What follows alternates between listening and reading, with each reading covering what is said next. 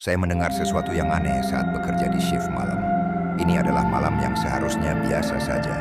Aku, seperti malam-malam sebelumnya, berada di depan layar komputer, mengerjakan tugas yang diberikan tanpa henti. Shift malam sudah menjadi bagian dari rutinitasku, tetapi malam ini terasa berbeda. Sunyi, lebih gelap dari biasanya, dan udara terasa lebih berat. Kantorku berada di lantai 7 sebuah gedung tua yang jarang dihuni pada malam hari. Pukul 1 pagi, suara ketukan halus terdengar dari arah pintu.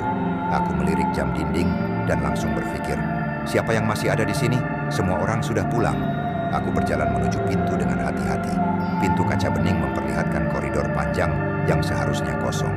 Ketukan itu terdengar lagi, tapi kali ini lebih pelan, lebih halus, seperti jari yang dengan lembut mengetuk dari dalam dinding. Aku membuka pintu dan memeriksa koridor. Kosong, hanya ada lampu temaram yang berkedip